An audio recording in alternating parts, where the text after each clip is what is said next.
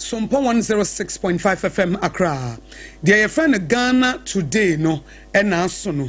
Eye dwumadi ansem we fa Ghana ho. Ensem a edi ehimnedi adencheche efa o man no ho no.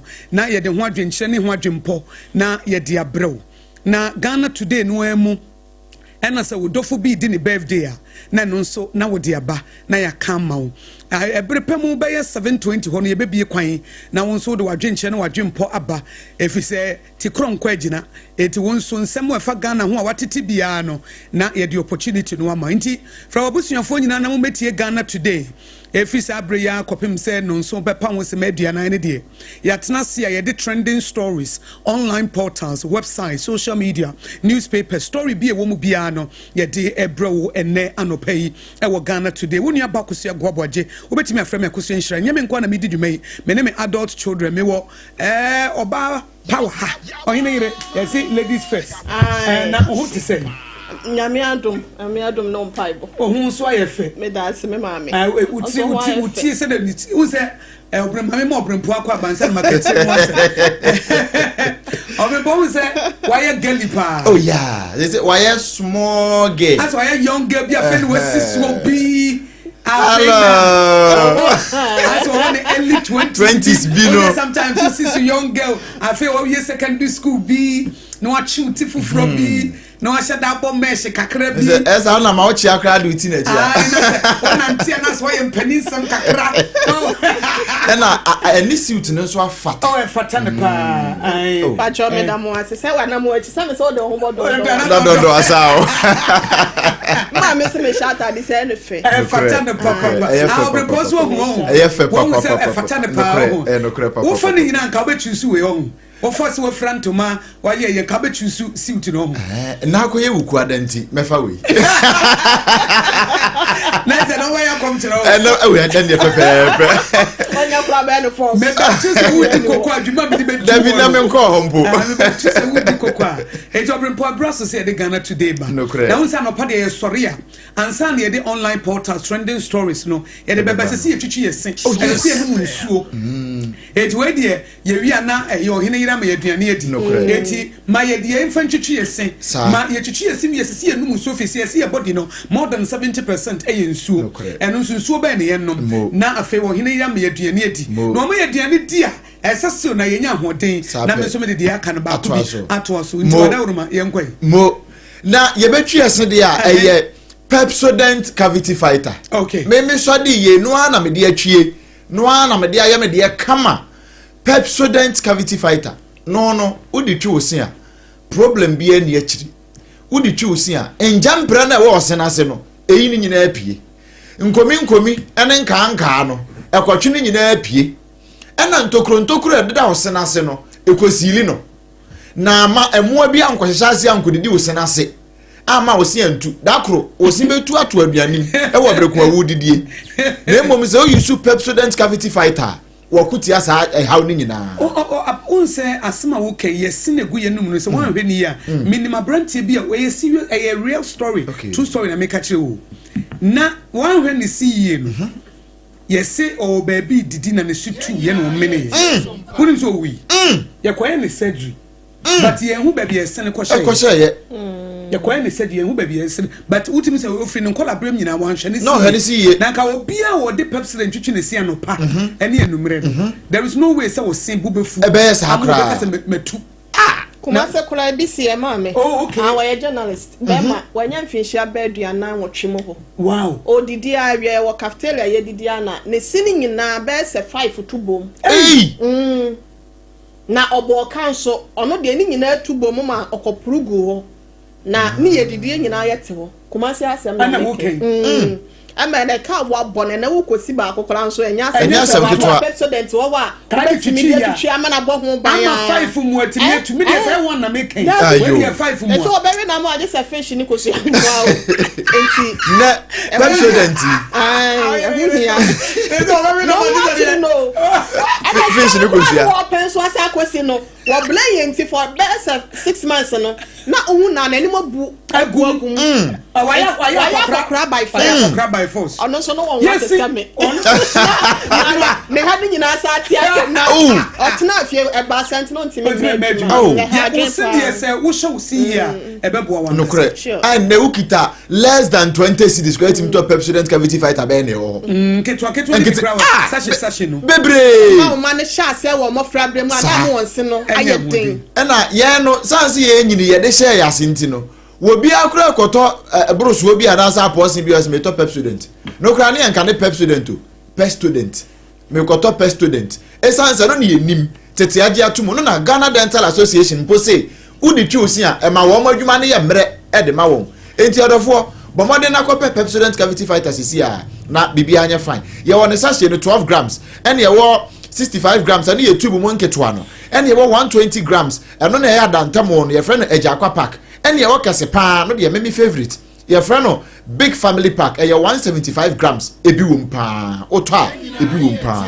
Na ade ba ko e friend say Pepsodent for say wo mo person Ghana for ho esen hia wo mu ntino. Wo mo yi dentist ba ko si ho say bia na woni sika mpo ade be ko dentist ho. Into the numbers in a free yento.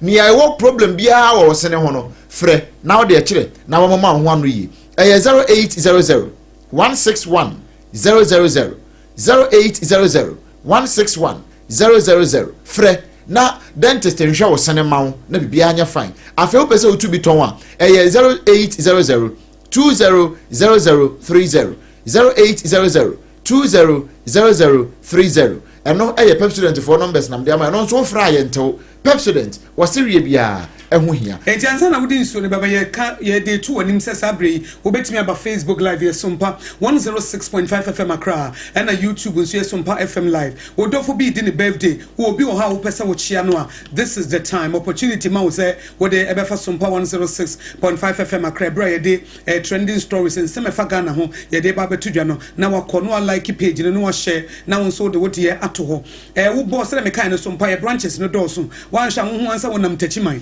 ana wonam sunyana na wonam nkranza na wonam kumase etu bo abosompa 106.5 FM Accra no eya fa ye platform no eka mu Sompa 106.5 FM Accra what the Sompa FM Accra no kra ba edo beba oba na onso de aba beto na greetings ni na yaka ede amount obrempon to aso na mayin so yanum nsuo kakra eye kasa natural mineral water eya bojunsuo so me kamanya abotre pa de me kasa na to fombo ko sanse kasa natural mineral water dawromenti makoma atomiyem we no da ya na meka disclaimer we de mekoso issues sanse baabi a yesi baabi enyankopon bo na mpesi no na kwata nso agina ho no wototo na ne momone na wo se pampa no wo ho enye manfo bi peso o mo ye no mo di bi befrem dada akra enti ya de no spelling no say na tie CASA enzuo na ahwemu ase rainbow no pepepe uhwemu ase wa huwiem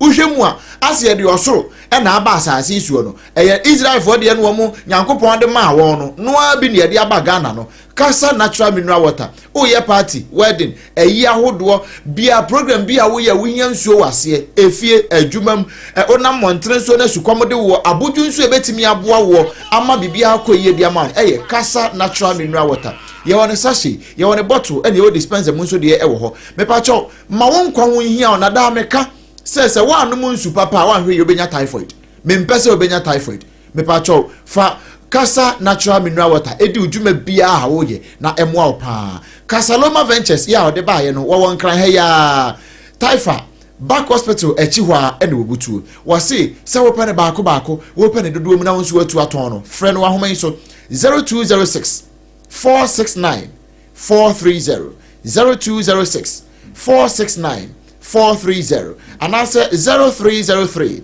965 780 0303 965 780 na one yen abo enkomo kasa natural mineral water abodwonsuo papa yeah kan was SOMPA 106.5 FM and Agusu awuti in Ghana today yeah the trending story but you can that the lumba ho asem you can attorney general Nancy Odia Tudwa sanso you can NPP flag bearer race no you dey na so beba edubo ahe ne de nso so eda paso na wo be share ADB records nso aba na steady live ho nsem ne nyina ye nsem a edi him edi de ncheche sanso na nkwanhia bia esi ye ma nipa be ye dunsia hwere wo nkwa eno so de obokrata no edi aba nansa na ebeko ne nyina mu no henire sabre no payempe bibi nie ye pe bibi dia ye kase no no nsia na bo apa nsima na duonu miensa 653 na akabe se donhwere baako ani sima be se nso pe na haje aduane aye krado na aduane no bedi anya aduane bi akwa aduane a obedi awiam na bodondo amwo akwa akosa no ene nso no kore etwitwa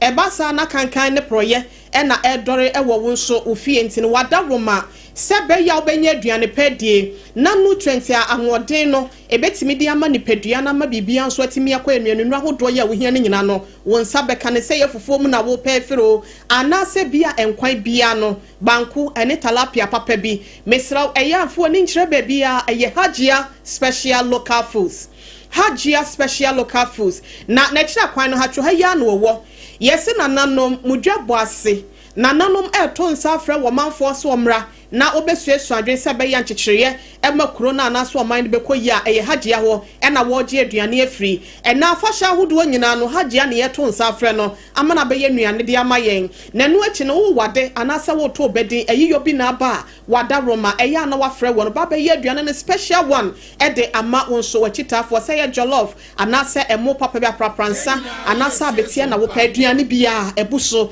ewogo na so wo office wo adwumam bi ekomodem misraw adwuma ho hia emfa ni agoro ema yefunu no so a wo so ntino ga se mi ja madwuma beba na obi hye ho eno ntifre hagye asese na wonom emfa bi emro ba bibiala wo enche obehu se aduru ho 0246 359921 0246 359921 anasa 0594 797215 Hajia say a frown no pay ya no watche ekopim se anajo no watche be pay mu no 8 a.m. to 8:30 p.m. de biala da ya your friend ene no or ho twe unti bra na beje aduane papa na osi social media handles ni nyina nso no ho obetimi e order ne de afiri ho na wonsa etimi akempi yo na time e ba me chance ye ka ho asem kakra de amamo se wo ho na wo tai yare malaria tai yew oda bia wo ho ana wo bofuno aduane nya wote honam ye obasa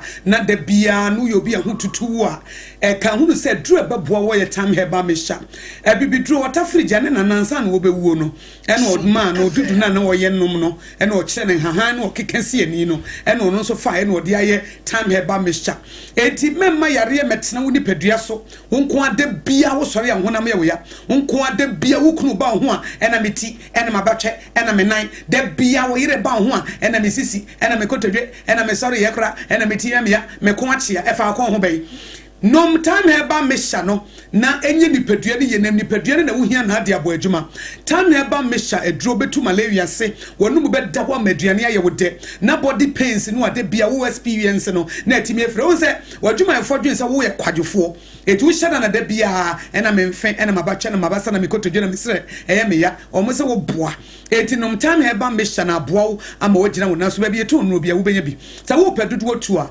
time heba mesha dru a menyare ansa ebi mo say immune booster so enti mentina wo nyare ansa first center table no so wadi haji aduane na wie no na afei wo boagu so 0244 417 669 0244 417 669 0244 417 669 na one no akasa OBREMPONG minim trending story a eda wonim fatu yenimu na yenko mama say MPP for trend MPP for oh okay money minority for war parliament MPP trend I want trend they say only 600,000 Ghana cedis I want to make it a franc ama won fee ni say 600,000 Ghana cedis 6 billion Canadian e person your flag bearer o ko fa forms no 100,000 o ko file forms no 500,000 e tu kan bomu 600,000 Ghana cedis enye easy e ti MPP for trend one more trend amanfo say enu akrata ma ye hot bite news no we call messages ka clear for Facebook but amanfo say na mo ti opposition bo na mo mo was 600,000 then yamba ba mu dia mba no be say 1 million Ghana cedis na so mo pa che say wo ma obranko wani ma nti meye flag bearer Emma party no because here for Monchimo. Here for Monchimo. Kwana ko pebre bi bo. Mo bobra no. I don't know. And now I'm a platform. We here ni na MPP na this obe president a pe bitina na emfa. Okay. And now I'm platform ba ku bia me chance was so na.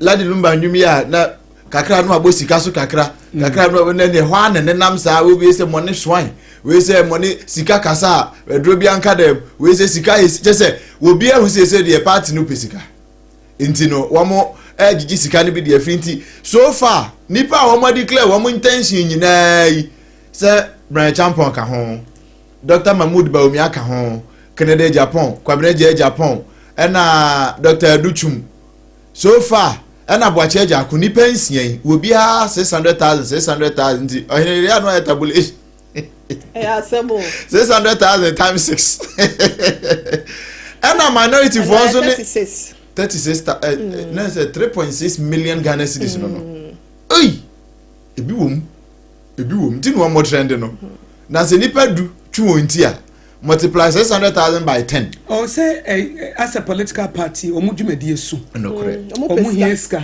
Ombe ya beto Ghana nyina. Ombe campaign kra no. Enti say deals you see do. Ai wo mukra say netua. Enti wenu na obefa a obetimi di enyesika. Enyesika no correct. No motimi di abo party ne bra. No correct. Enti emudi esu. Emubatoshan overall no for the interest of the party sanity and 6 billion is scapa sikadada na 600,000 Ghana cedis name no say wo person wo the president na so be di o man be eso na wo betimi boy wo bra wo mepe o man sika na wo 6 billion na onya hwe yeah because at the end of the day wo person wo be di Ghana so na wo be boy na wo ho no nipa do be so be di and say wo be wiaye mo eti at least I say wo bobra bi edru ho ba bi ansa na at least bia no 6 billion there and 600,000 Ghana cedis there wo yeah no plan so I don't know if you sika mu a enya wo hwe sika mo ense den nku eti ene san ne ampa ne wo be so me ye ampa ne wo bobra ni bi no correct na wo mu unsan so wachi adware o se ye nya wo de sem fa me president ne se wo be wiaye no correct enti in a way no obi betimi so afa that angle no say party na apart from say party ni here ska no at the same time no so no o man na opesi wo bedi yeso no man ye problem o man no bre eti wo na wo ba no so bre en fa problem eto yeso o man no yesi ehia yesi e bre na wo so be ya je nkwa wo so ehia na ebeda ye eni frafo mi enu kira kwan sa na mra yese wo ni efra ni ensu ni efra enti no na o musika we kura no mo bi na electoral commission bia one person they file on behalf of candidates na kwafo bi nsu si asa nipa na omutwe omutine dos nti asa in a way no mpese omu sideline kwafo bi oh say we ododo amamu enti ano so be man kwafo ebi be ko machi kakra bi be ko machi we promise na ba said dey ya na NPP do me bi wakora nipa be 11 nipa be 10 more than that no more ba no yes say anu ayedin and na say na anu amko omo national delegate conference no omo yes say nipa ne do so amko ye super delegate conference bi a last 4 years no ne nipa ne ye more than 5 a so omo sign another conference ko to oba omo cutting be 5 so omo so mo is ade na free ho it is a nipa 100 kwa ne be ba won ba juom nyina obi ankopre woni ku ase na de woni ku ase kunya kwa na de wan womo party na so akwatia branch womo so trende se na no omo akwa appoint asumadu se wono megina party na nemu ama se akwese mentime ho ase ba ko mienu bi asase e pagya ne ho se na no ye impose obi na no omo kaseti aye no ase asase wa kwatia omo so omo nto aba se omo kwaye primaries enyi da bi omo select ni pa ba ko so ono no omo de na eko okay na anse na no krampo yi Dr. Admaku Kisikura ba for God and countries ono kra be share the opinion say yemfa amase nko ena nipa bi nso a kire wo ma adwen kire say nka yemie mu na omo epe no se ne NDC fo say nipa miensa kwa kofa forms nti wo mo nko beti aka say nko mo candidate of the 2024 no nko mo fa no nko saa ba we die MPP fo so makoyi obi omo secretary our constituency one and Wamakuino. And our party members need be who say, hey, now no near see, yeah, Nam so crabby at your position. A bin one more sign, a buno. In the announce acquire someone, and then I'm social media, so crack. And I said, one of the 600,000 is a boom watch, I said, I say, Pinsu, minority for also finance minister, ne attorney general, and also one of their boss with the India, and yes, I'm commenting, Sunday, Doso pa. Yo, or any one so dear family. My men call Bokina addition you nubia and Nagana and penny for Saka wonum. Na Bonnie or my dear Yana said, gold bass bed dear wobble and no more packet or mother call atra boda yese paga ehye no so ye ne paga hye yi paga ne Bokina ye hye no so ho baby e na wonom eye senka wo mo smuggle de awramu e wo eye Bokina e na mpanyifo ahodo ye a won so wa hwe wo mo ama wo mo so deda boda na no adaroma wo mo akachi wo mo ama yen ya ye kasen gold ban ye se wo de ba eye dollars ikanimu a be se $1.7 million na gold bars na makuma akudun so 17 gold bars na wonom so ayiro mo ho agina na Cortis Control Commission akofo na wonom so ensaka na ma wo so ma handing over to Yewura Sami Jamfie ono eye panyi kwankyerefo a gold board no wotua ano na ni nyina no Yewura Muntaka Mubarak so asem rahye bedwene ya wosaye interior minister amanyosoafo no wono na hwe ya wo mokode sa gold bars bese makuma akudun so no ekoma Yewura Sami Jamfie wo se wo mo tie gold board do echi pampe na so ye no na wasasere asoye ya hodo ni nyina se wo mo nya bi mu a esanse obako owere dro a eya na eguntini se be ya gold board no ye betimi apagya mu na sika eba no ye betimi de abo man no ho brani nti no we ni asemba akọ no so koso na Yewura Dominic Ayeni wono so atoto bi di ama atoni general pa sanse wo kire se wo hwe ensemu a kakra ni no aba abonten ena nsentrefo ena ye pese ye sei ena aban lawyer panyi me pese nkofo mo wie sika wo man mu no ene o man na japade no sebe ya ye betimi agi sika no se japade de abo o man ne ho brani nti no se ye achi wo mu atom ne de eya na hu hia ye papa bie mu nso no wose adanse bi wo ho a panyi ne de aba abonte anokura bi anim esansa wo hwe 2022 atofo sensemo eba agin bank won sensemo eba ne banks ahodo bi eba ye ne court no chesa na se ebenyifo chesa o magai sam penyifo a o mutuatua no ni nyina ne sa adanse bi eba ne ade nyina no wo se we enya no kura bi enti no wonya sa ade no we watwere ena odi akoma ne ntene so obesom anase wonsom no emle ne nkrabia na ebekire ba omo se attorney general court of public opinion ehia no more than the law yeah wo ye no that be more court of public opinion ehia no more passing say obeko court no akọkire say emra ne nie say we attorney general press conference we are not press conference we na juma pa opesa amanfo na juma no announce principle ko fo busa say ade onye secure ogidi say onye secure wo court ana court onye evidence no kuta no enye formidable enough for the court a obetimi kunum ti answer oya opesa obekasa go fo hu ni say so okasa dodo I don't know, as the Bia or Casa, but ono so asem ne say ese so man for tears according to so man for tears if it's a Ghana for so na to abama no ena Ghana for no obi anamra no so tears nti obetire mu a na bonus wa mechire nsem nso mu a ebema perception bi anipa bi anya na o manya ebi de say Unibank die enkofo bebre nya perception wo say papa no ye NDC ni ntino asem o ye dia ko abrusko nti wa mechire mu a those perception will be there eti enso ye necessity say obeba be press conference na obechire nti obi ade na argument eba efa attorney general da bia ne press conference court of public opinion e ho na say odi ada ne court e ho na odi ne evidence go ade na one for evidence no court no ebia obi e ka but at the same time bi so hu ne say oh it is good because at the end of the day Ghana for no to about the man no it to o ma oya accountable to the people eti womra ebi musa say onye secure attorney general this is evidence here well enough Lawyer William well enough so the court to ebefa na no Lawyer William kwisi kwade ne bon komo hot bite so anu o ka bi no so ka bi na no haya hot bite so wono kwade say wa bre no so wono a omu nyina lawyer for ba we de wa bre no said there be an original Zentrafum, or one answer, no court no original. Into one young court no good yasem. Say, Deputy Attorney General or court to cram more. As saying, Attorney General, Dr. Shrimside. Or no crowd or court to more. As say, Attorney General, Nakasa. The one I want to more will become Deputy Attorney General. One woman will call to Yajuma or call to no more. And Attorney General, Nakasa, Belgium. We don't want the exchange. Can I say any is more balance? No, correct. Okay, we'll call to mommy. Court to opinion. Former Attorney General Tamana, Godfrey Adeyeba Deputy Attorney General. Now it's in the dean more our court than the boss. And now obey Attorney General Kasankasana, not the deputy Odehyieba. No, so it's the dean more our court. I say Odehyieba Daminankasa. It's in I don't know, I can't. So I know more after no making come see. Okay. But when you almost say I said press conference, no. So for be man, I'm also. Debbie ordered evidence, Brian. Yes, also evidence you on the brain.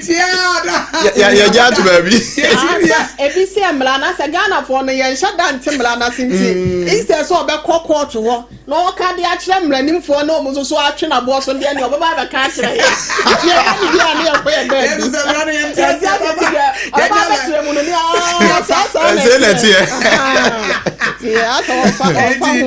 Attorney General here. There was some doors. There was some doors. Pa. Jenny Naka Gana ho. Said Nina Kahuna. Ebony Nania na ye conkai. It was also MPP for trending. Only the back Dr. The Ford trending. I'm going to also on the Sukobi. I'm back on a share. Yes, about for a red rug. It will be a kind of wabble. One Libya, you try Wabario. For them, you said that you some papa for Yako Moon somewhere now. Or not the other one of a court of public opinion versus the actual court. So was I hate to say. Who's a maybe a chum California case here? No more police station, no more. A bit is some pancomo. They will come say. Say, who will be at because Niban himself about Benya justice. Sure. Or he didn't not trust. Ah, my lord. Or he didn't not trust. Benya justice in Tilipano. And nothing will be some pancomo away. No, friend. And this is a crime. Me, I appeal be. I appeal by Attorney General cases. Your family and you.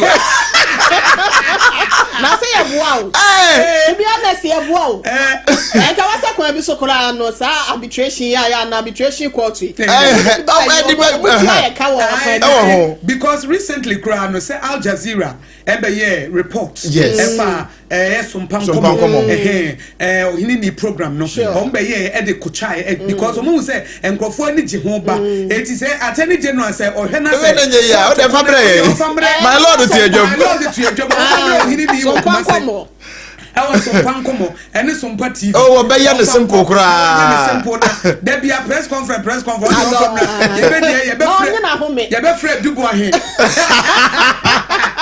Oh, he didn't even Fred Dubois. No, friend Dr. Before I know friend come on. Cases thing I know Fred Professor Mewa Kumfi. No, Fred way. Momra. Na Attorney General the Assembly about too many. Yeah, come on. The evidence thing now Momra some pancomo so. Na mume yimano. My lady so. My lady. My lady. Justice our her ladyship. Say no kra no say we dey ye nkomo min suro mfere nka we say wa bro chief justice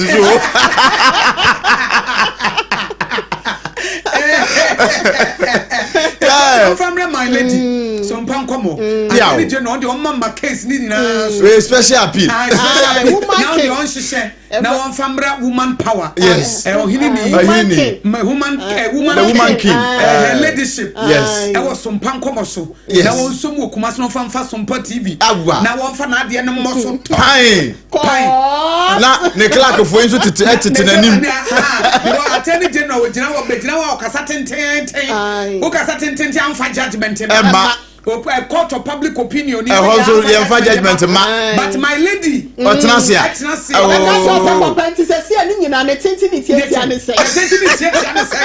it is what the command wo kuma say now otnase now he need tnase na afei o pense wo kagumu a no akai edubo ahen fasika ne bra pay prophet bra attorney general kasa tenten top of fabra fasika ne bra some pankoma why na simple bra so I say some pankoma na simple say appeal near the attorney general Dr. Dominic Ayeni why a press conference ya judgment bi ma fabre yen you pronounce judgment ma pronounce judgment some pankoma get results results results say dey buburuja get results my lady bedi the pepper dia mai certain top na for evidence ni na abre yen who got evidence who got evidence court of public opinion who ya na ade echi we for explanation ni na abre so pankoma on be na secretary here say public opinion ho we ya na wa judge ya no aro no na asem no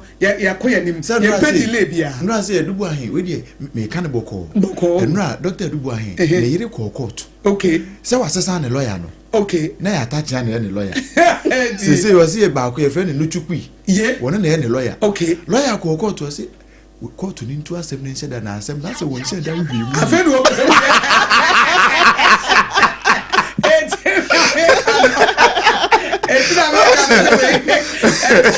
what about some pankoma gasem bi ezie o mo ni bi mo ensem no doso do bebo so mi nsia be ye no ye de one day one day betimi akani nyina abo one day kura doso o hini di program mi actually so adon hire mi ensa we yi enso ni enya results my lady be di ne se bi wa kwa what se wana na results na ba some pankoma so obi yira nkamo ba ye we dey make akran so me sensuru ya me kakra yewra ofori ataye ya interpol mu de kone nam ho asem ni fie en ka wo ye ya na de bread my lady ya bo wo se ye de na ntu se de tu tv ni so hu se ya bo wo se sima kakra bi na course na start o ha ya hunu mu eje no bo wo bi ti ya so na sakura de na ba some pankoma more than interpol oh yes yenua Jeremiah Simpson says some pankoma is now some court of justice simple we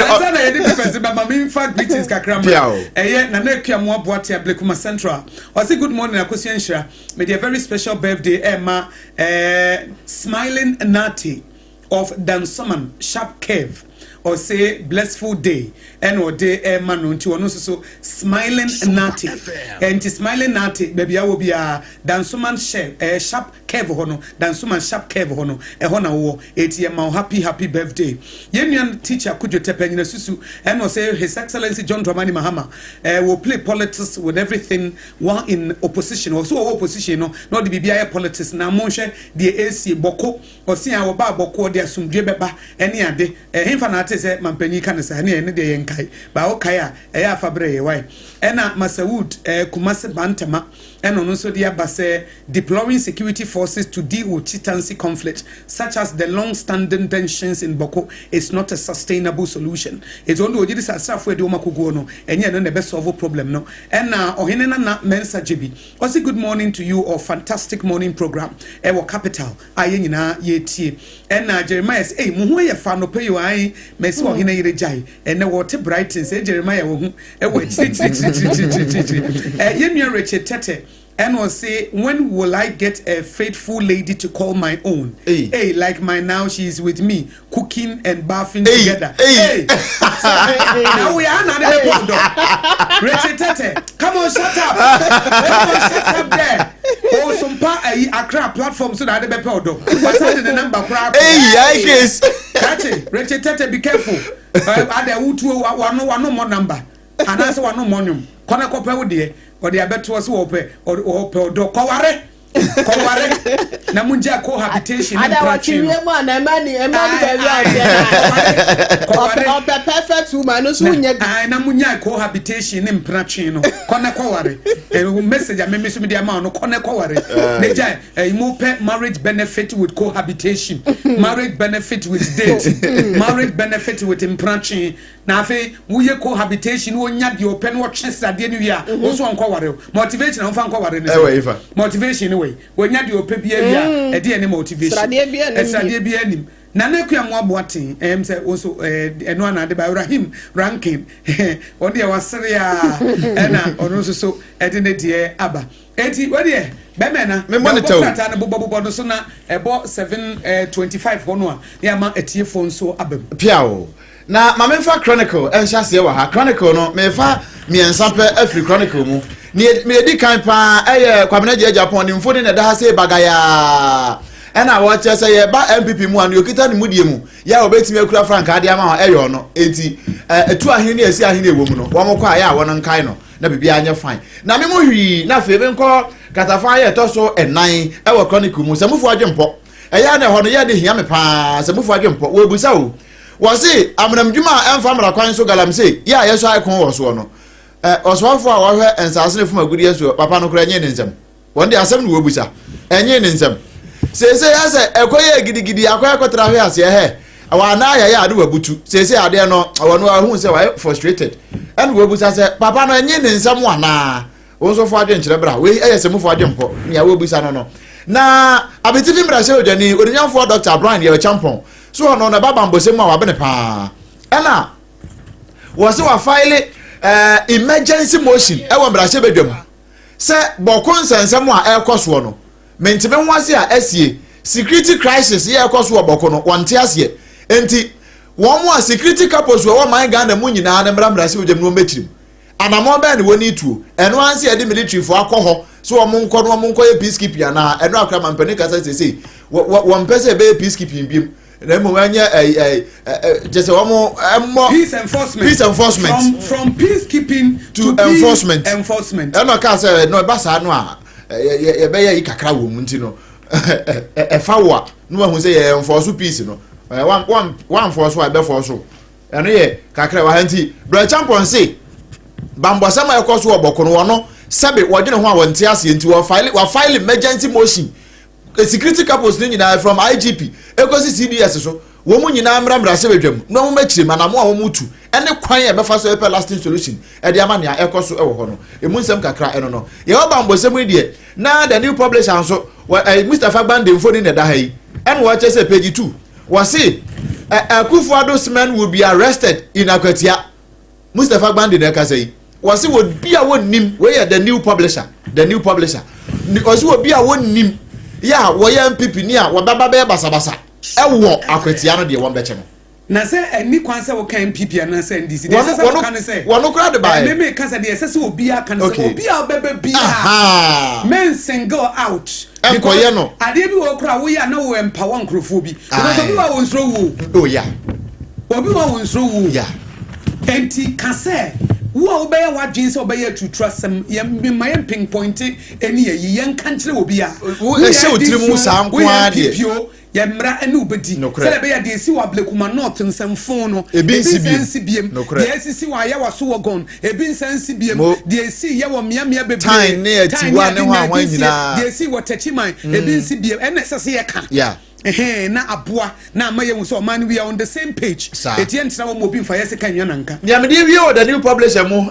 danim ha say no wa say minority forces say na no na otwetwe mu media budget review ya so afọ de ko kai say ni nyina nkontompo nko azim nkontompo ne na da minority for na eken awa mo che say we entro che say no kura ewo mu no etisa atate aba shoe lazy ano kiti mampole ene ewo mu ni aka nyina wase nyina ye nkontompo nko anti Dr. Mohammed Amin Adams mfoni da ha ona bu ko le pon command mfoni da ha ena Dr. Kasi la to force nso apagya na briefcase yi say e de ahwe wiem no wase we ya obu nyina yo mo nsa say eno wase hwe mo hwe ni nyina ntron kwa no apagya na sa no we the new publisher no de ba ena the Godfrey de bo adam nso o de Dr. Dominic Ayine say Beige Bank 1 million ya o se wo ma betua no won fa ho nkrata amra na Ghana fo hunu bi we the new publisher one also and the kakra or the buyer yo ma me ne the Daily Statesman da obokrata no e na me de to aso sene adom kuma no matoto bi dia ma finance minister no ho ensem wa ase minority trans finance minister over false claims watch asa na say ya media budget na wode ebetu dwa no entronko a na obetwitwa ye nti one my friends and telephone share mu ama ye kasa ye rakodwo ponkroma na afempanyifo afofrofo bi a wonom eka ho no wo mo ekire se de obeka ne Raquel Sato force beka kan ne nyina no ye huruhuru adansem a no kra bobo akrampo sei enimu nti ye wura Dr. Mohammed Amin Adam ono na ranking member of finance committee ye no ewo mra hyebedo kan ne nuanom ye rakodwo ponkroma ne afofro ho na wonom de nsem we sei etuja na immediate past attorney general ye wura dam nso asem a ye kan ye ya no so no ya de a say ye kasa we so atoto bi de ama ne nua se ne awokeka no enye sa na enema sitie 2022 free one sem dia wodo a so wode ho adanse beba ne nyina no eno ho nsem ya de a ewo hase nom na baka vomowo Oliver Baka ne ho akwa akodi nseme ewo Accra High Court watch second security your friend say minister Ira Kandapa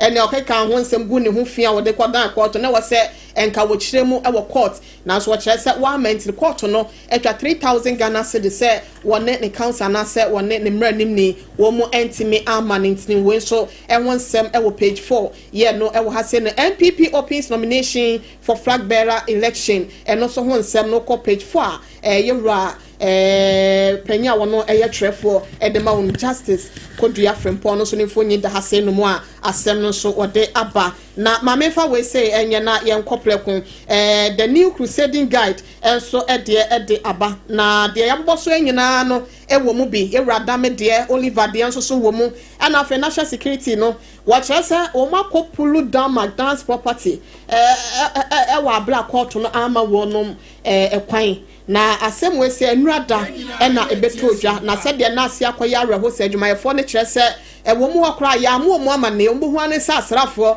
de wono mo hye mienu bia be pake wo ho na ka bi nso so aba truck bia eno so no sa yi excavator se bulldozer bi esi so mbe hu ane se wo mu dwiri dan no mo mienko yi ne makra wo mo se da adan ya wo ma chese ombe yi omu ne ma nti omu ni kwan bi excavator na say o ma sa akofa foforo aba fe de mienu asa be kan ma ye ka say magdan ne ye friend say ye sini ho say dan bi a wo kra ne ne ma wo mu no makodwiri de egufo a no so de obokrat ye friend new crusading guide no ebo ho ama ne de mi du to apo wo mu ne absafo Absa bank yese customer bi no mo de afe so adan ya loan ni loan okwajo ma wo matete na broso as a customer fight Absa bank over unauthorized loan deduction. Loan on Chiason best at oh my god, that's a time now. So if you are not swing at the work at the new crusading guide, maybe one tell her daily guidance so the about James lawyer immediate past attorney general minister for justice Godfrey Odehyieba say Dr. Dominica Yene wonya atrona on kanokre NPP flag bearership race no so no ubetua says case say di ho nkomo no the Ghanaian Times the obokrata no Ghana's most authoritative newspaper say we must protect civil liberties. President Mahama urges African leaders we are the sadia wode atudwa na wo 16 members of Saviour Church perish in road crash emisa SOMPA kasebo de ye ne breaking sa story no ye kan ho asemo and papers ni bebre ediaba minorities in media budget no Dr. Kesel atofo sindiko tudwa no deceptive and full of failed promises bosha wontimi eniso Daily Graphic dobokrata and steady leave abusers face a sack accountant general and na say wa fechire ne sia wa fechire ne say wo be steady leave na wanye no amfamra kwan so anye ne say sesa wo ye no a ese mbehwe na emra ene wo edi minorities some de atudwa edi afa ehon no nso no wo sha de obokrata ne na ewo eno nti fa ba ku bia niam atiefo ana yema atiefo mrebre na so the Ghanaian publisher okay the Ghanaian publisher too na MPP mu no say wo mo flag bearership race no vetting no say can defense minister Dr. Kwame Adokofo one betna vetting so okay aha nti what the about say MPP 2028 Baumia others to pay 600,000 600k Adokofo chairs vetting committee enti eno ho kakra na Oliver Baka Vomawo enso 3000 Ghana ya court no e de atore so no eno nso ewo ahase na samufo adwempo ye we de nka mi wura ye afi wa ha samufo adwempo ewa ha eno wo kirem se enti bokun sansemu yi ekoso yi wo se ye de amanyosem ewurawura ye niema ayeye mu a na boku ne moja enwunu no se ye security system ewo Ghana ha titru pa ye bambo sem ye di amanyosem wurawura mu a na boku na ehunu amane eno eye nia semufo ede aba ewo Ghanaian publisher mu ha se unya bia eda page 4 ho nia wo kire ene ne opeso wo kire nyina no eda mu ha se a enye asem kuma eno ntia busua eya na onso akwakope bi ato na wahwe na bibia nso atimi ayefan ti maame se ebre wo mu dia na afi yenkwa homa no so na yemfa atiefo nso adwenkyere ento aso ewo ehonom yo any atiefo mra 0260 196064 0260 196064 and 0260 196065 0260 196065 hello Osumba SOMPA bema na ne fra wo se na frefri he ila ko se ajeni mo ni me ka se flo fankoveria ajeni mo yanko nzaka mu die na mi sire mo na chia ona buba ya champion ena enkanu mechlata ni kankan buon okwa ko fani pipa head ya sati atuka ko fani pipa yo dia mi kan na ne se e bokon sa mi ni yi pa because de ko so wono enye na so mo se politics no mo be ye dia eni ade no so be ye dia ma o to bo to bi se asem no ngi ka mi de tumi no on fra politicians ni mi na Atlantic nanka o mo na che nanka on pa yen fo o mo di dia di se wono nanka o mo di fi asem no mo se di asem nanko na won na obi akona so ko ye campaign wo wa on ka campaign na chi mo ko fa ni ye wa tin bi ama me ba me ma mo nya ko to me ba me na me sie mo ntem eno na ko fa chance mo be draba no tie be sere wo mo to mo fi tere be ya aso die be ba amayi nyina ye nya ho to because adini firi wa me be tin ko ko na se e bi ko se ba sha mai this is maintain kra me ni be be sha fa bi e ba sa e ne chenge ne ba be to me so yo mate me dan se 0260196064 and 0260196065 hello hello Pacho, good morning. Good morning. Me pacho frozen. Pacho, me didn't go clear one question free question where SOMPA question. Yo, SOMPA question. Yan kwa be mena. Okay, ebo my boss need my farm way. Okay, kakra Miss Meka ne say. Ene attend dinner me who say, "Uye udi aban sika na party buy be jaw." E ka say ka wodi no. Ti e bi ne ja enka na nkem.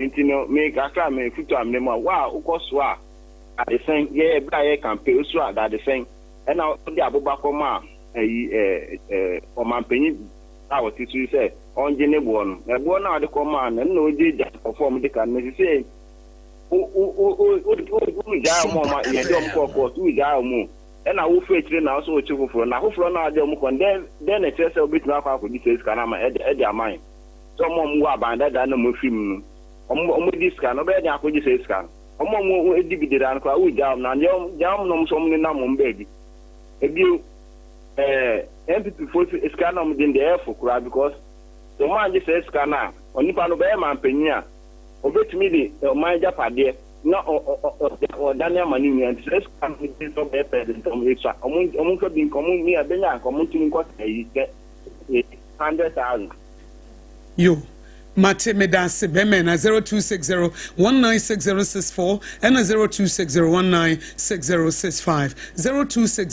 0260196064 0260196065 hello hello me ba twa fro se na free he prayer SOMPA akotia 5 atom yo ya dance Bemena enti o nya ba ma mentia na kwa asu do na friend wu ona yini edisi linga and school kana na kwa betwa eduma pampa ka ni school ba be yura wu apa betwa so nya kata me kan se Mr. Bandi asewan wa ka se se MPP so ni na won di match na di ba akotia wo betri obi ade atum nia ka se wo a unim na wo di basa no ba akotia election no wo betri obi ade atum na wo ko bo ni pe bi se ni pa ba ko a akra de na ye hwan me ko ye ale na manji obi atum ma chi obi ma se da dia ba ka te ta chi obi te de be ya mo be maka ko ma de ye mpe gidi ya ye ni ye ho ye na to an justice na wa u be ni bia no ye Ghana ni wa u be ni bia wo ye akoteni u ni se u koton akotia ana u ni se o de akotia ekosia wa u ni se o agrenpa ni papa o de bebu akona ma ko ni puntu akoni ni abato onye ntwa abato onye gidi ni sre Ghana ni ana montani ana aji to se denke mo discipline because ye to aban ken to kwesi pa ha number 1 to one fa approach for na asoja fomra e de be ya gidi bia no entimi nkritu ana ye beto abana wienu na ye nkri intelligent ya wo denke mo nya ndama Meda CP 0260196064 and 0260196065 me ka wose SOMPA 106.5 FM Accra na wutie. Hello Auntie Akosua. Bema na me pacha froze na free. Nana ke wanchi. Yo wanchi SOMPA na yankwai. Auntie Akosua, ye mama chen ebo mabaso ene adwuma pa moye. Na Adegusha my friend of Poidia, my main fancy as from Kuma, the incoming National Affairs Vice Chairman, Edema MPP, Honorable Bright and Seafood Kumi, Honor MPP, Amanu Kuni, here is I breeze, so with my Baba Kanka in Fono, Amaya Baba, my friend Santa Kusi, I am here, my doctor like my mood bomb, about the nomination form. Now, unless I began of we here, no, I'm not a Bogana, who by insecurity now, I get to see Wagana, no Mr. No Quan, and from a Chama Tuba when she. And I let you jabber so when you chairman air buffalo, I can't constitute chairman one people now, and I let you jabber buffalo first vice chairman. I just near Kosovo Bokuno, my man can't say choice, you are my penny Mahaman on. Cyber will be a senka. You know, on country from so to be fan Kosovo.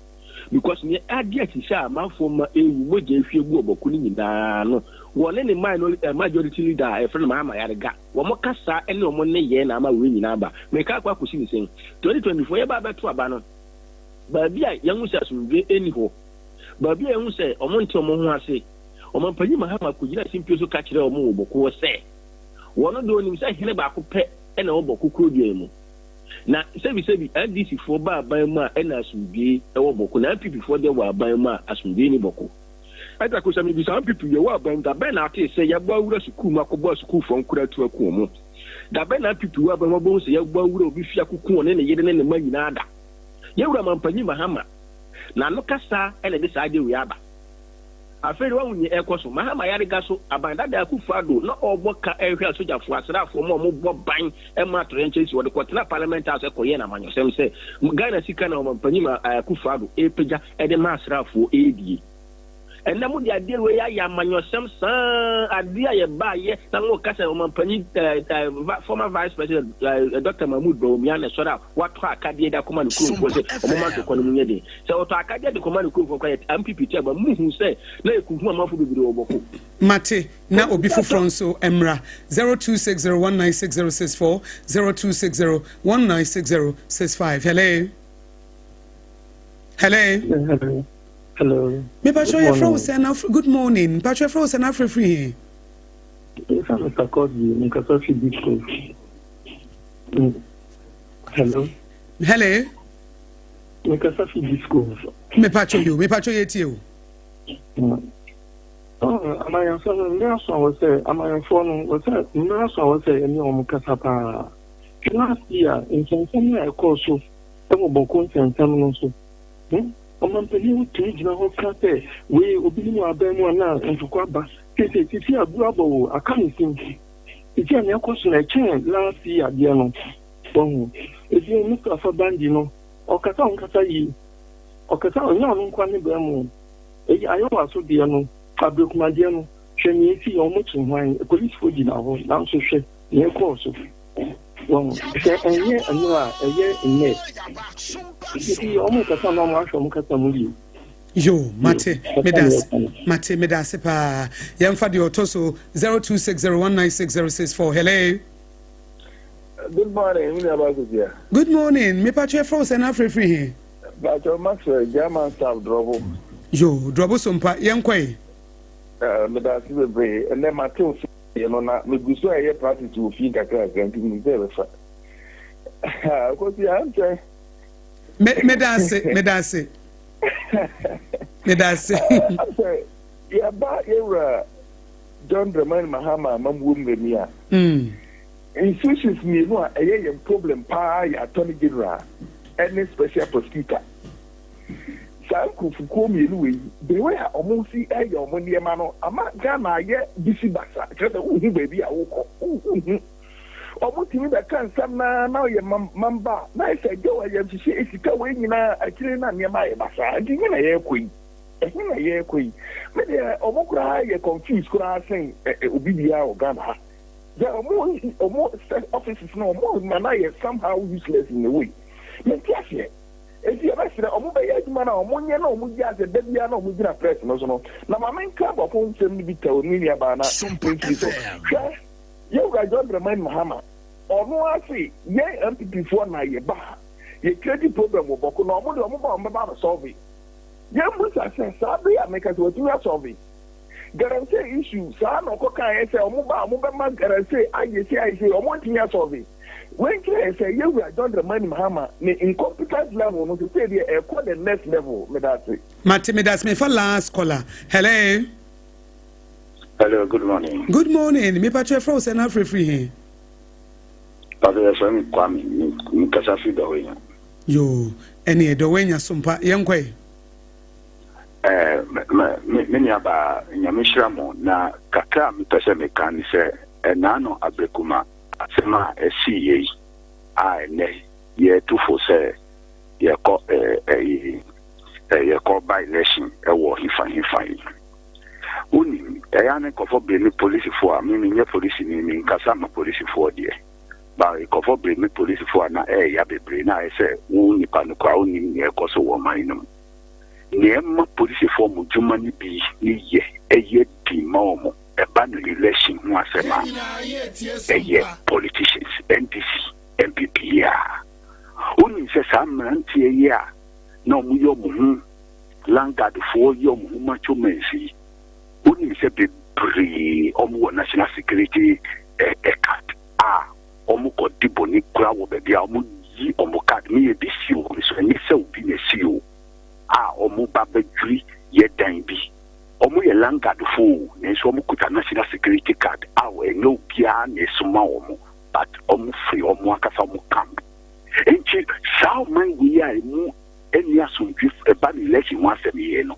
NDC MPP kuya enchi se Ghana fo ye say a Christo fo ye na ye play asundwi na ye so na ye do so wo man we mu dia eni anka me aso say wo say ye masa eni anu mu mienu we no ye ma mu say they are just using this country for business. And yes, papa me pacho yo me dance ye be gina we so hene yire na ye de ene Ghana today no abawie ye ne bra safo kan tankan so de ne de ba ye bi wo Ghana Boundary Commission. Okay.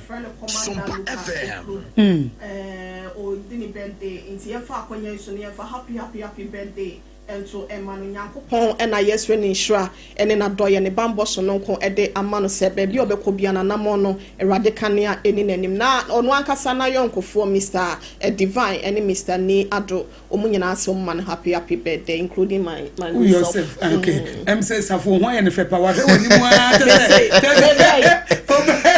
baby oba ma nhwa no oni wa show sa wa he usa commander ni okay. Mr. Nyankopon ko so anhira o ba we love you so much. Late say so sorry ko na so so a ye na wo be fo ja wo so sha na wo hwe obrempon ye ko we dey yan chia wi ase nyina ye chia wi ase nyina sa so mpa no ade ba ko a manfo ewura afi ni say ukọ tuning app so obenya yen okay na Play Store be download the app no so mpa online app ne da ho ho okay me ma download di o me phone so ti ba bia me nam bia no Sompa duru ho enuru ho online nti minya Sompa akra nti obia so nko Play Store na App Store ho no nko download di Sompa online app no ubenya o baby akra ubenya baby akra na uye ninti ntimi international share TV anase bia radio nti unya bluetooth anase eno audio ahye waso da wutie eno ano nti Sompa online e available e wo App Store how should do have it me down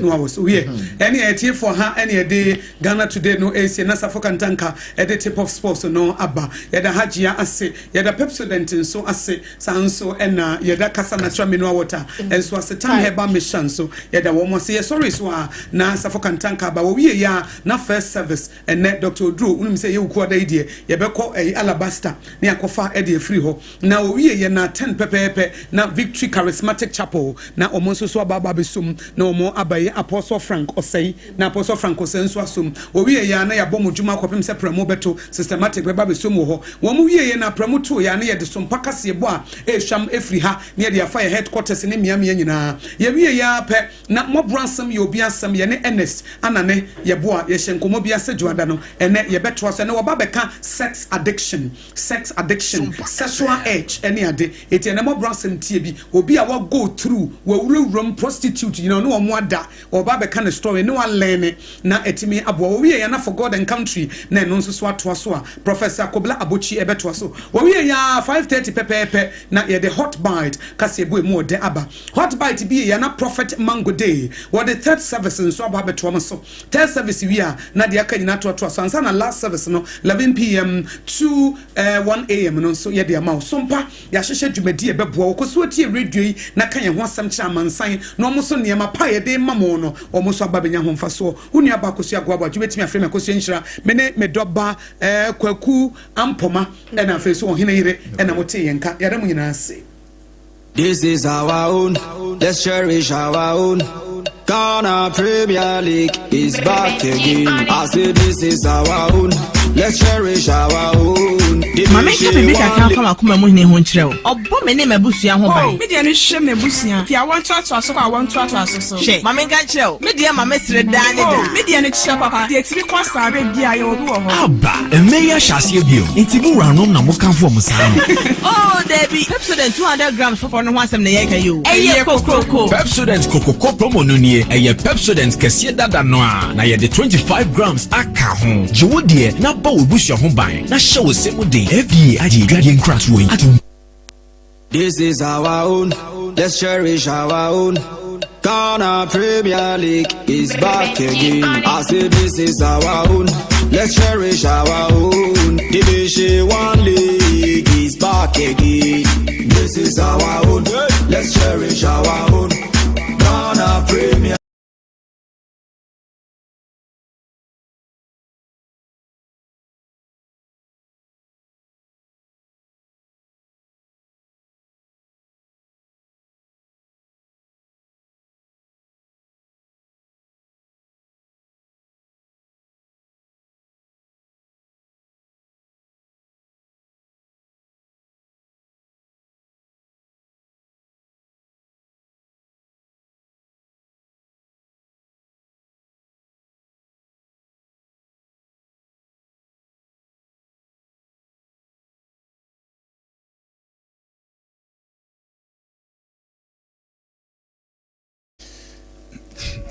Yamo bi ache Samu bi akwa ba bi Sompa 106.5 FM so ebrason yare tupo djumadi na eto aso officer recopy se no nwotwe ebobo secure sanitary pad anope oka hu bi na da agudemu nsem yare eba na ena etatief so hu aha enche na ema mse zekura no do na edika start so hu aha nto bosumi akonto ebekọ smooth e de amawa me pa cho me kanfo secure sanitary pad ene de amawa no pe ba bia obia no pa cho kwajibi na emo ene anope na bia so ntim nya kamakwa no chi no yaba no musuo so hu ene ye okuada chi na ya woda fiada na sese every weekends mu ye bogo programs ahodo na ensu ese serve ensu ese no na bo eni padua no eye kasa mineral water enti na otwa we ye mo be parties wedding engagement funerals ni nyina no me pa cho yanyin suwe franse kasa minu awota ne mfa nsevi aho na bia nso ntimi nya kama na bia nso ntimi hye emfa 0206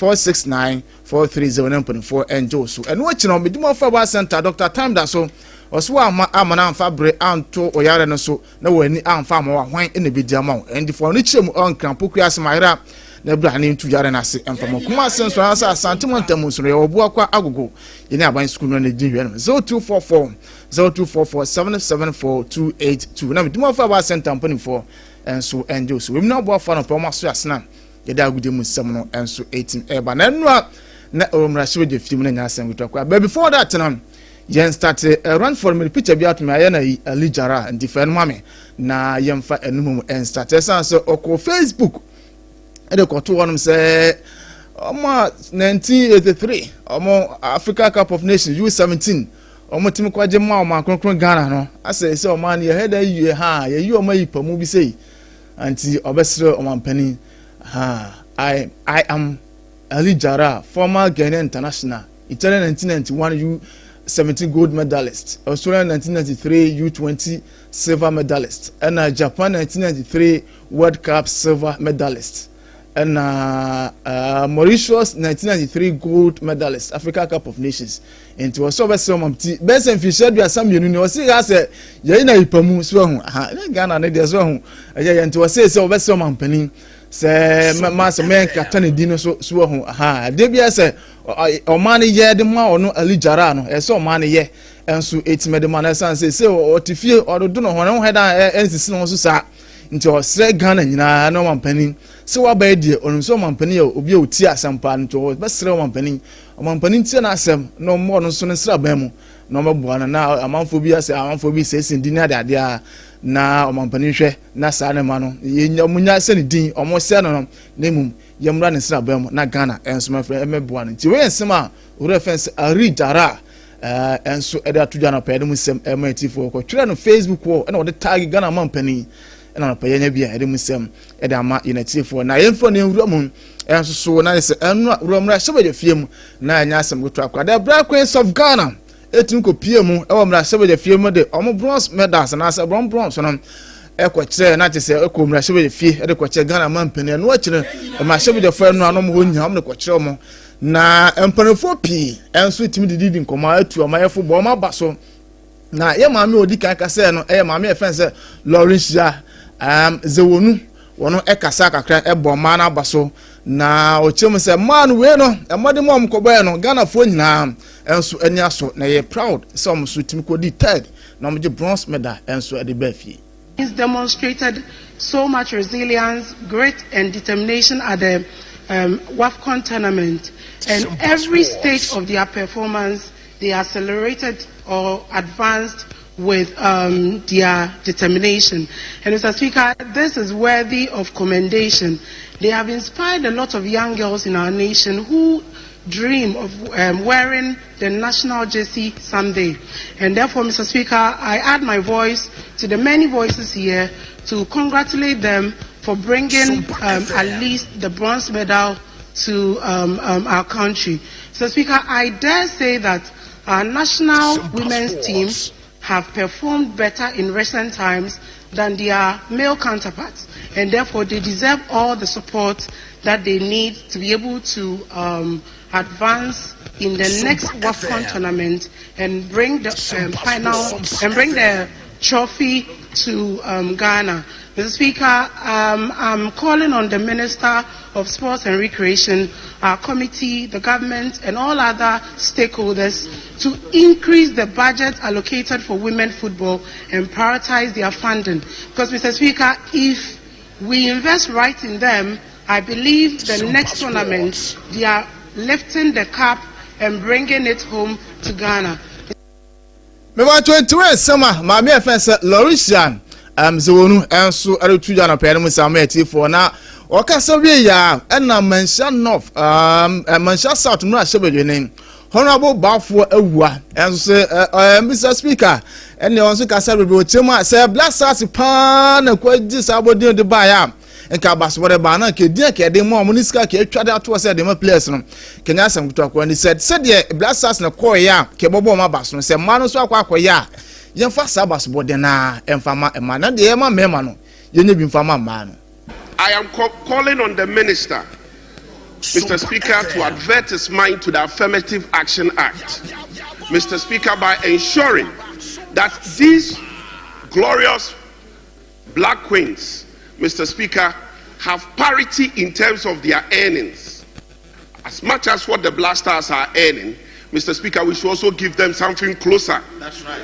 Mr. Speaker, the Affirmative Action Act, which was passed by this House, luckily for us, the minister is a member of this House.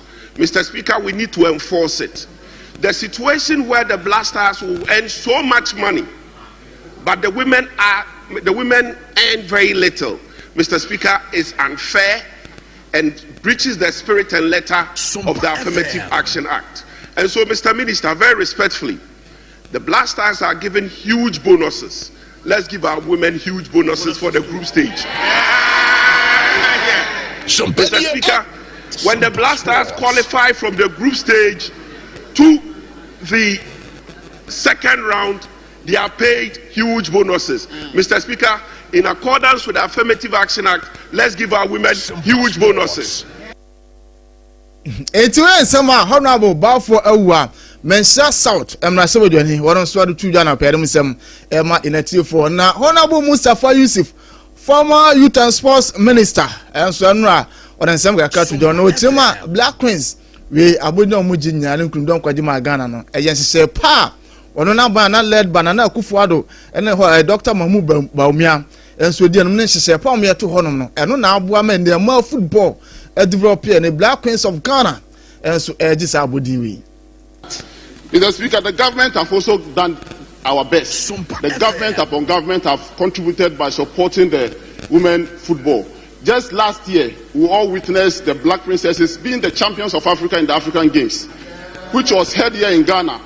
And that most of these players here are products from these Black Princesses. And anytime you see players graduating from junior team going to the national team and they are playing together, because they play more playing time, you get successes going forward. And I want to urge the FA to keep these players from the junior national team to graduate to the senior national team so that they can be winning medals for our country.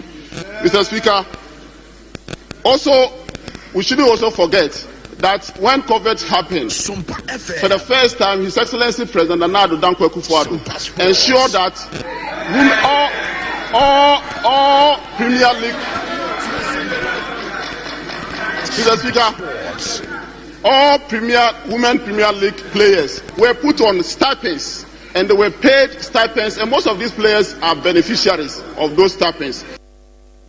And to Honorable Mustafa Yusuf, former Youth and Sports Minister, and so are two Jana Perimeter for joining soon. No one in Anusiano, and Sports and Recreation Minister, Honorable Kofi Idi Adams, and so born Mabano, Abaso say Omo Ayade. Mr. Speaker, the performance of the Black Queens must serve as a national rallying point. This is the moment for state institutions, corporate Ghana, and the general public to move beyond symbolic praise and commit to sustained investment in women's sport. The Queens have not only proven their worth as athletes, but as ambassadors of Ghanaian potential. This is not just about football, Mr. Speaker. It is a powerful message that when we invest in our women and give them the platform, results will follow. For too long, women's football in Ghana has existed in the shadows. The Black Queens have broken that ceiling. Through sweat, unity, and excellence, they have earned the nation's attention. Mr. Speaker, the Ministry of Sports and Recreation remains committed to enhancing the welfare, training conditions, and development pathways for all national teams, including the Black Queens. About 22 summer, Honorable Kofi Idi Adam, Sports and Recreation Minister, and so are two Jana Perimisama, Amanati for Ojimade, so na minority leader, omunya wie no say na panyimi ko bi no man kasa de na say go no say na minority no so yanso ya kekan sase a yanya 10,000 Ghana cedis yedem anase we 100,000 Ghana cedis yedem amaba no say emode mo ene animtem akote Ghana anim no yedem mo na yentin sema honorable Finyo Markets and sorry to that. Any sports must be encouraged in all spheres, not only football. Mr. Speaker, that said, the minority caucus often refers itself as mighty minority. But Mr. Speaker, on this occasion, it is clear that so far we've been hearing words of commendation, but the actual tangible of cash support is yet to come. We are humble but proud to say that we are the first to publicly acknowledge the industry of the Black Queens by donating 100,000 Ghana cedis cash to the Black Queens. It's even someone nice to say Black Queens. Almost a bit made the papa 100,000 Ghana cedis and minority no and so that mama baona next year so it make man na oman peninso kasa kakra e wo djumadi na se na oktrema obo srefi no se omon hwe na ma no football no omon toto tinema na bibia so ntimi kokama emfa ma no na bibia so enye kama ntin so omon penin yedu to de kan obo Black Queens ma ba no enso ba so. I want to pledge our support to the FA. We'll do everything we can to support you in the work you are doing. One of the last things we want to do is to get dedicated funding for sports. And so we're thinking about it. And I think that like we did to solve the school feeding program. Now, do you hear anything about school feeding? Anyway, summer, I'm penny and started to journey or surf, you know. So, message, so I'm more for 2 billion fan to one, so be about one and man football. And so it's me a content. We see my banner pedim se for. Na Ghana Football Association as well. Na amuchuma say enchana Premier League 2025-2026 season and also 18 aba started. Na amuchuma TV right no e there clubs no e na mbo mo so say TV right and once ensem no ya na akwa deja. Na amuchuma say amu pe TV right ne ya na say TV am main official and as a TV broadcaster Adama Ghana Premier League no mu wia na fe uta TV channel no na other TV station bia on super say league no on so twa no na waba na negotiations we team dey etim akoso say bia ombenya ska na league no omo so eda sponsor na bia so team kama kanyago pa adman bosime ba besim ya ne de toso edu emienu e na Premier League stages our CAF Champions League CAF Confederations Cup no draw no enso ebetim abaso e Tanzania enti bibia no go stars Kumasi Asante Kotoko omo club and as a team sa omo so ebetim ne omo so akwa kushon for them summit enu Asante Kotoko officially omo unveil omo new jersey next season omo so ebetim ashe na top no efe papa sanso so na down here efe home na wages ni na no e ada efe papa home no eye kokko ana omudi fita toto ano na na wages no enso eye yellow akokɔ sade na tuntuntuntum so yeden edada no na pedem samatifo na no a omosa na electronic company bi okuma ase Koba electronic company enso akɔ partnership ani omba boa na fa bu sensuous no enso etima betem na atanso so no etima vele omo new jersey next season omo so debate me dey sack so no mitina yebrenitimo ye monitor ni enso na fa de akadwuma de akanso meto so medimo fa ba center ke ho bi sanso and then secure sanitary park kasam no water enso eke ho bra na pere musam agude musam e ba na e bona mana ne kakra bi ne asore san se bre no enya e bre na onum se enche na euros no e ma ne de no enso etimi e ba na hwe na enu England man etimi kokopie mu fi na enu ne je na nyasam kutra kra spectators som ko she England female team no na nyasam kutra kra na no mama bo na kwa ba na hwe ne je a na ewo England bontin so na se nyasam kutra kra na se enu ne je no na ewo so na eno na England Prime Minister owura no enso na sampi eto ma ba wona no bo ma ba so se emode mo na anim to ma kwakote England man no e ya da England omso omania so entin sem opani no ade tuja. Fantastic to see you all and welcome to Downing Street. Yeah, it's lovely here. And I just wanted to say a huge congratulations to you and to the whole team. It was an absolutely amazing victory and you must have felt the eyes and ears of the whole country on you last night. Thanks for supporting us. You were there at the Euros in 22 in England. Yesterday you joined again with your family. You made history so many times over last night. Thank you so much for having us. Fantastic. An honor to be here. Bye-bye. enti we sama eno England Prime Minister enso eretoma bano na eno England head coach man oru efense Serena Wigman ono so no eno ma panini didi nkomo kama ma anyi ono so eje abasebode opanini de mo so gitumu a ana pede mi sama etifo ojuba na so na England captain osasina kan edma Arsenal abobo efense Lee Williamson na ono so kasa kakra ojuma di na se eden sem sei enso atuda. I'm in the trenches. I'm holding back tears.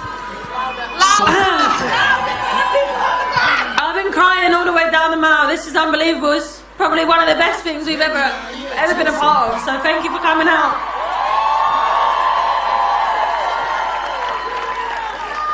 Tell me how, from 3 years ago, this moment is different and what it means.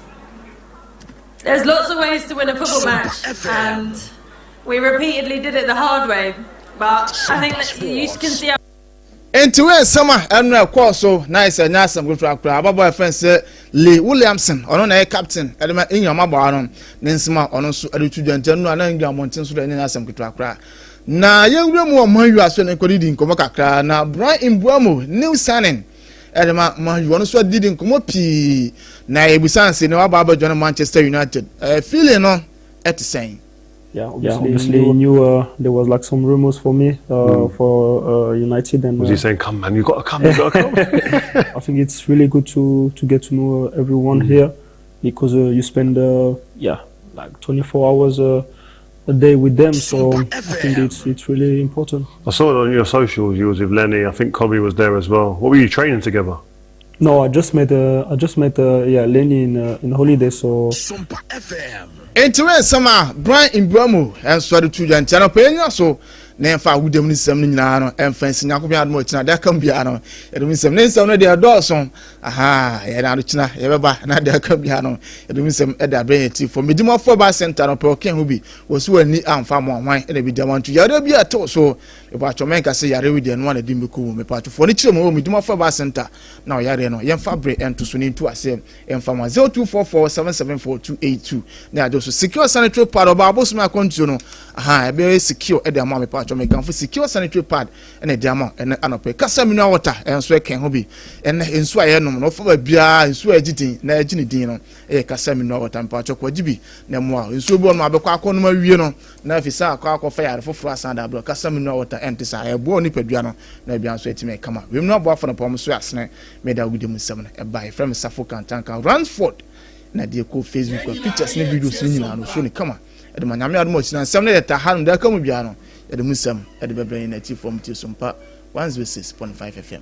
Mama nka bebe kaka fa makoma mo hne ho nkyerɛ o obɔ me ne mabusua ho ban me de no hye mabusua ti awon to aso so awon to aso so hye mama nka kyerɛ o me de mama sire da ne da me de no kyerɛ papa de exiri kwasa be bia ye obi wo ho aba emeya hyase bio enti mu wuranom na mo kan fo mo saa oh Debbie Pepsodent 200 grams for no asem na ye ka yo eye kokoko Pepsodent kokoko promo no nie eye Pepsodent kese dada no a na ye de 25 grams aka ho jiwo de na ba wo busua ho ban na hye wo se mo de FDA aji dwadie nkratwo yi